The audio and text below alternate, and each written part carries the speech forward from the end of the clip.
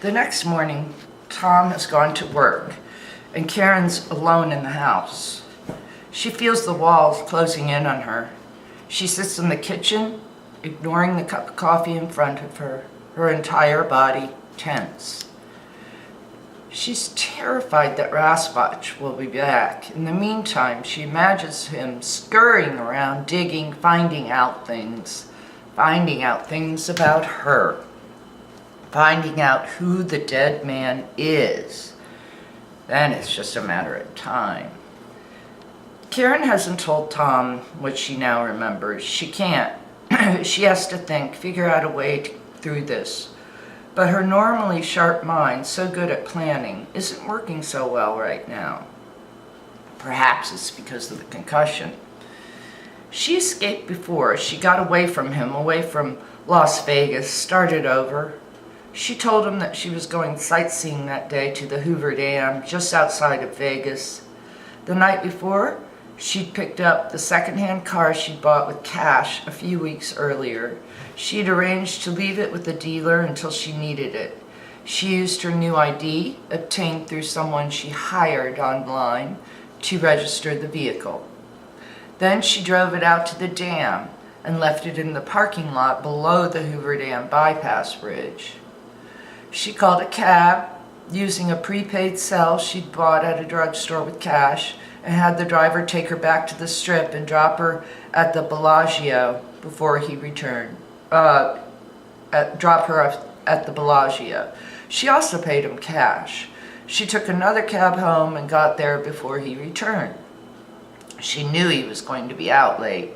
She could barely sleep that night. She was too nervous, worried about what might go wrong. Very early the next morning, she drove back out there, taking US 93 south from Las Vegas, tense behind the wheel, and parked her car in the same lot below the bypass bridge. When she saw her getaway car at the other end of the parking lot waiting for her, it suddenly felt real for the first time. She left her wallet with all her ID in the glove compartment. Then she went to the bridge. There were a few people around, enough to be sure that she was seen. She stood at the guardrail and looked down. It was about a 900-foot drop to the Colorado River below. She felt dizzy at the view. Jumping or falling would mean certain death. She took out her cell phone and snapped a picture. She sent the picture along with the text to him. "You can't hurt me anymore. This is it, and it's on you." Once the message was sent, she flung the cell phone off the bridge. After that, she had to act quickly. She left the bridge, went down to the parking area, and stepped into one of the portable toilets when nobody was looking.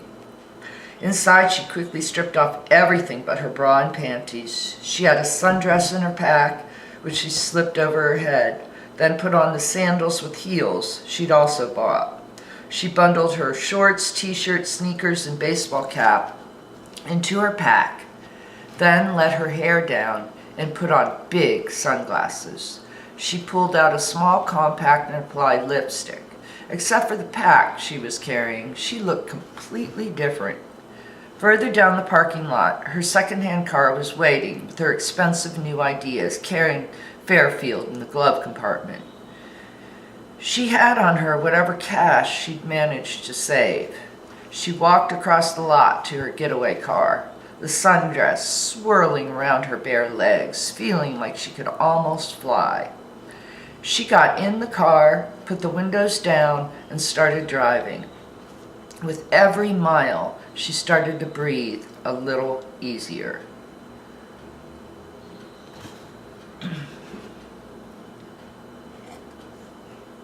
"I saw you coming up the walk," Bridget says, opening her door. "Come on in." Bridget's obviously happy to see her, and for a moment everything seems like it used to. Karen wishes she could confide in Bridget about the mess she's in. How much easier this would be if she could share her burden with someone else, but she must keep her secret, even from her closest friend and her husband, because she doesn't know what she might have done the night of the accident. The two of them head automatically to the kitchen at the back, out of habit. I was just putting on a pot of coffee. Do you want some? It's decaf. Sure, Karen says. She sits down in the seat she usually takes at Bridget's kitchen table and watches her as she prepares the coffee. How are you feeling? Bridget asks, glancing at her over her shoulder. Better, Karen says. You look good, considering, Bridget says. Karen smiles ruefully. Feels good to pretend, even briefly, that life is what it used to be. She touches her face gingerly. The swelling is gone, and the bruises have faded and yellowed. I don't mean to pry at all, Bridget looked back at Karen over her shoulder again, but if you want to talk about it, I'm here. Or if you don't want to, we don't have to, I'll understand. Karen can tell that Bridget is dying to talk about it. It's just that it's the strangest thing. I don't remember anything about that night, Karen lies. From the time I was making supper till I woke up in the hospital, so I don't have much to say. That must be so weird, Bridget says sympathetically, coming back to the table with 2 cups of coffee. She puts out milk and sugar and sits down across from Karen. I've seen the detectives going in and out of your place. They were here too, asking questions. They came here? Karen says, feigning surprise. Why would they come here? What did they ask you?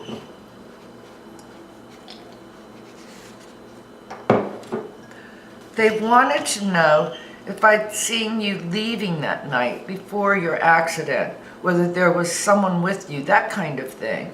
Oh, Karen nods. That made sense. They know that she left the house alone in a hurry after getting that call at 8:17 p.m. Karen wishes she knew exactly what else the detectives know or suspect. I told them I didn't see anything. I wasn't home. Karen takes a sip of her coffee. Thanks for the brownies, by the way. She said they were delicious as always. Oh, you're welcome. I couldn't eat them all myself anyway. You must have dropped them off when the police were over, Karen said. Bridget nods. I didn't want to bother you, she says, so I thought it would be better just to drop them off. For the first time, it occurs to Karen to wonder why Bridget didn't leave them on the porch, which is the custom around here. That's what neighbors do. If someone's sick or has a baby, or there's been a death in the family, they leave a plate of something on the front door. Never the back. Why didn't you just leave them on the porch? Bridget hesitates. I didn't want to interrupt. I thought if I went to the front, you might hear me and come to the door. You must have overheard some things when you were in the kitchen, Karen suggests. No, I didn't hear anything, Bridget says. I just dropped them off and left. She leans towards Karen, concern on her face. But I know detectives don't usually investigate car accidents. What's really going on, Karen? Karen looked back at her and made a quick calculation. She has to tell Bridget something. They're investigating a murder. A murder? Bridget looks aghast. What's that got to do with you? I don't know, Karen shakes her head. Some man was shot.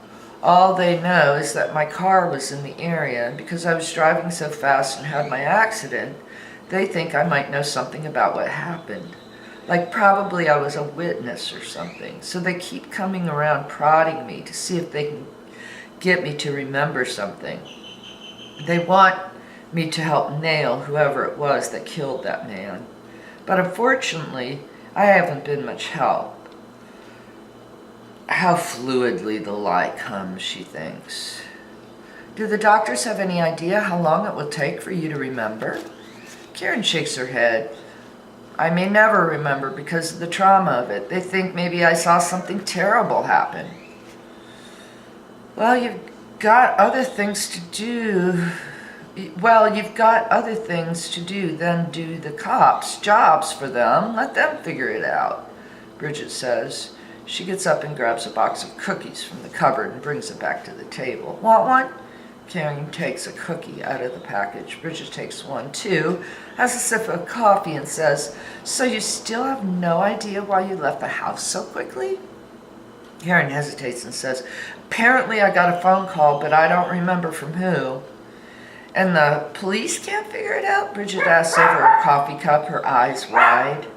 Karen is now sorry she's told Bridget anything. She doesn't want to tell her about the burner phone. How is she going to explain why the police can't figure out who called her? No, they can't, Karen says rather abruptly, wanting to be done with the conversation. She swallows the last of her cookie and gets up to go. I really should be going. I was on my way out for a walk. The two of them get up from the table, and as they go out through the living room, Bridget asks, "Do you think you're in any danger?" Karen turns back abruptly and looks at her.